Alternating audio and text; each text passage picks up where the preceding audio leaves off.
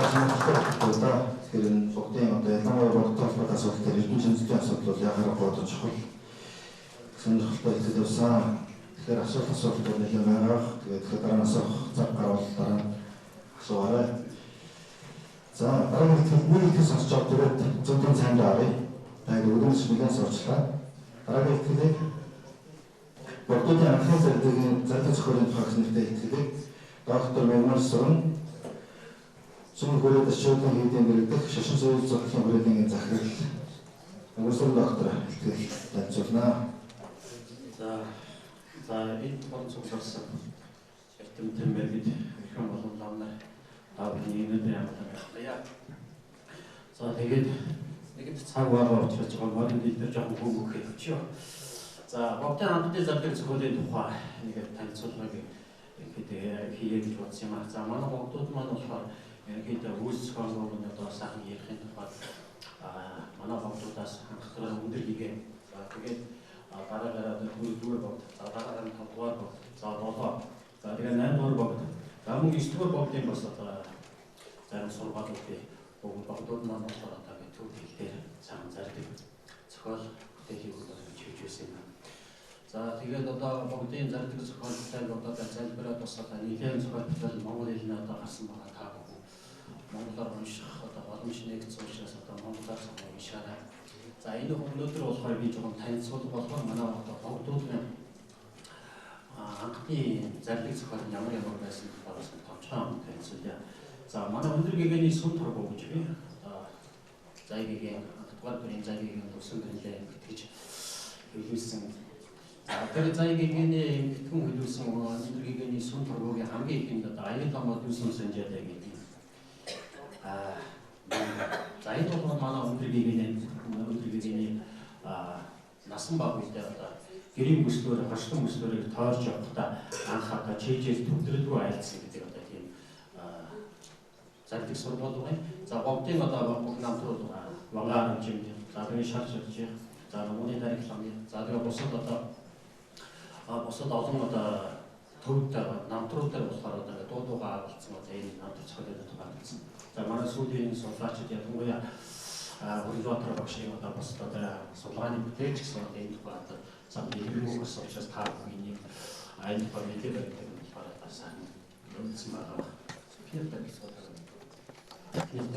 За тэгээд манай бүгдийн одоо хамгийн анхны зардаг сургуулийг доор болохоор манай дамгаанаар болохоор төвдөр сахан боггийн болоод ойлгочих байх. Ангийн хүмүүстэй болохоор доор бол орчуулгын бас ингээд хадсан байгаа. Ерөнхийдөө итгэл болохоор удаагаарлын талаас жоохон нэг санаа хийсэн байгаа.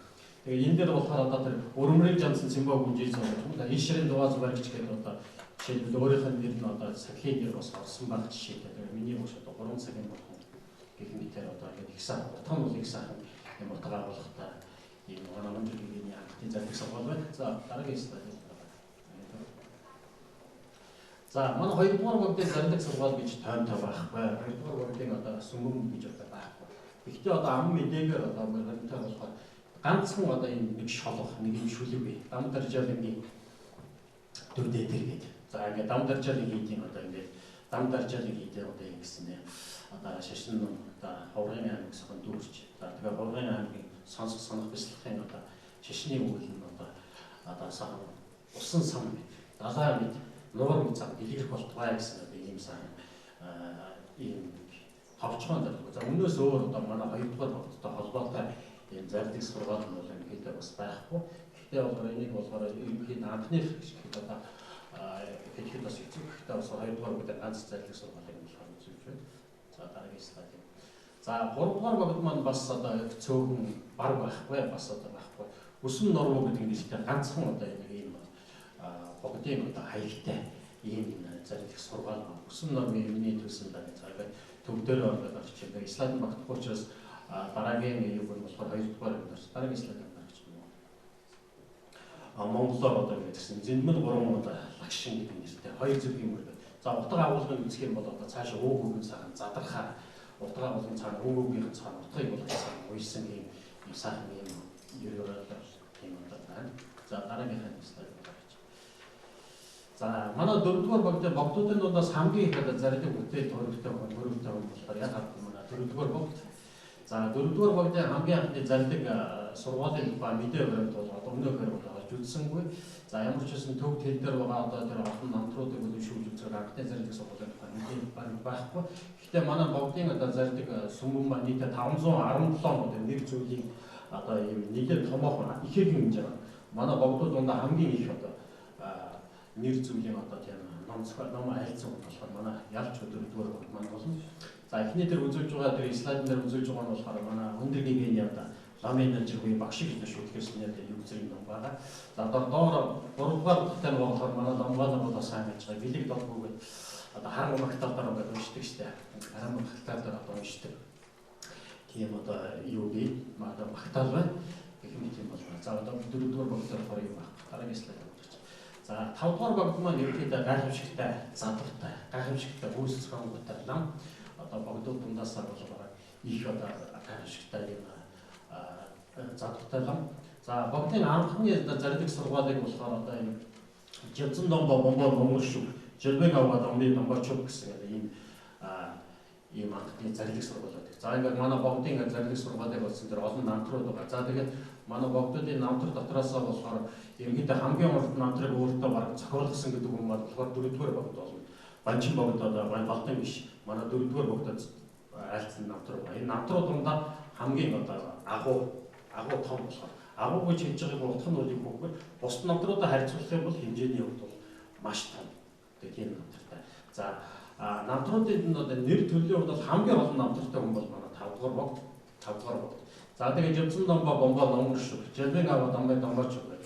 За тэгээд энэ богдуудын одоо намтар зохиолуудын одоо энэ айл дүр сургаалуудын тухай хойд үеийн хожим үеийн мэрэгдүүд одоо тайлбар хийсэн байна. За тайлбар хийхдээ болохоор одоо лавтоо болж үзснээр бол Жидрийн хамт ломын одоо тайлбар бас байна.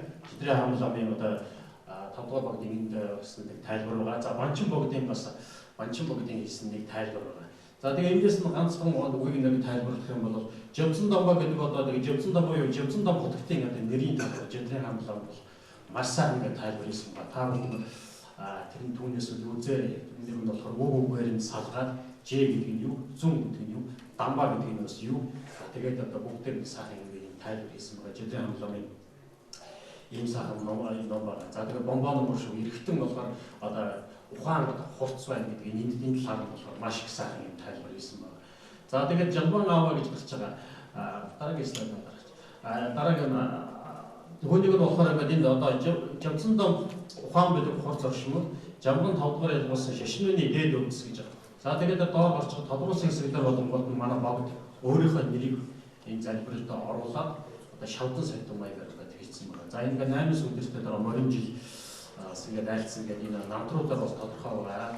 Эдгээр нь болохоор одоо сүмэн Монгол тодорхой бас ингээд гарч байгаа. За энэ банчин богд Жидрийн хамт ломын юм тайлбарууд бас байна. За тэгээд энэ хоёр одоо ламын ингээд тайлбарнууд юугаар ялгаагтайг байна. Далаа банчин богд болохоор одоо Жалбан ааваа гэдгийг нь болохоор чи майдер бүхэн. Жалбан ааваа вэ 5-р ялгуулсан ингээд 5-р бүхэн гэж тайлсан бол Жидрийн хамт лом болохоор үнийг нь болохоор Жалбан ааваа вэ 5-р далаалам гэж ингэж тайлсан. Тэгээ нэг хутгтын хийсэн номыг болохоор бус хутгтууд ингээд үзэхдээ хоёр өөр үзгээр хоёр өөр талаас нь гэсэн сайхан юм тайлбарсан юм сайхан тайлбар байна. Тэгээд энэ үсээр дэлгэнгүй тайлбар үг нь цаашгаа улаан сайхан юм болохоор тэр бомбо номер шүү юу тэр ухаан бэлэг хурц гэдэг юм болохоор Жидрийн хамт ломын янзын сайхан юм тайлбарсан тайлбар вэ. За дараагийн слайд явуулчих. За тэгээд 5-р богдын сүмбүм гэж байна. 5-р богдын сүмбүмийн тухай бол ингээд энэ олон намтруудын мэдэн дээр болоо гэж гарч ирж байгаа. Үүний дээр 3-р мөрөн дээр шатан жива зэгвая 10-р марсаар жиндүү баг гэсэн нэг үг байгаа. Тэр одоо 3-р мөрөн дээр байгаа. Үүнийг болохоор одоо богд Монгол заларч ирэхээр өмнө тэр одоо хийдэд нэг одоо ингээд хийдэд ороход болохоор хийдийн одоо очирван бурхныг хараад очирван бурханд одоо яг ингэж багтаалыг бодоход төвдөрлөгөө айлгаа гэж намтрал дээр байна.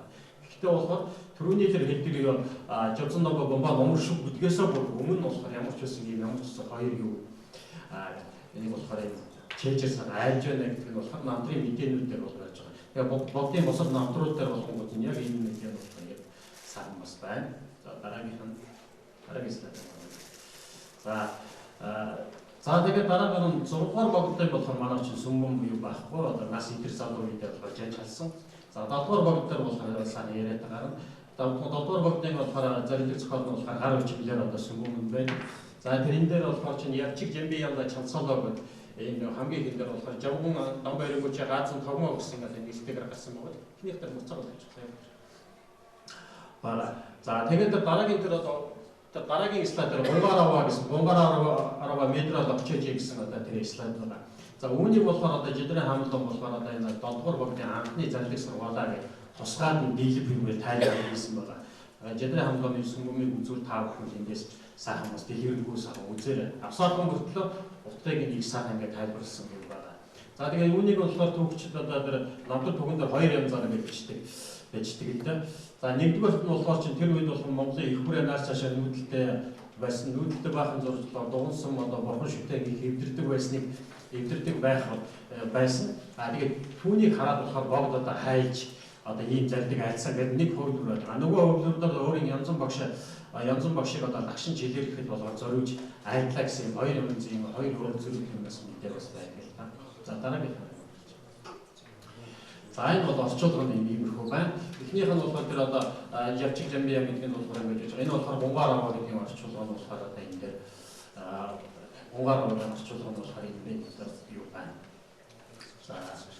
За дараа 8-р богдын анхны зарилэг сургаал Дэдэмма буюу тэр 2-р юм дээр чинь Нэмог буюу гончгсон дээр мягрш мэдэрч руугаа жүжид бод Симжан намда дэжир шог. За энэ болохоор яалтчгүй одоо манай богдын анхны зарилэг болохоор болно. За тэгээд энэ ном нь болохоор тэгээд дээр нараас жанрыг цаашаа өргөжтэй. Сүүлд гарч байгаа хэсэг нь болохоор бид хүний ичээр уншсан дэнд уншдаг.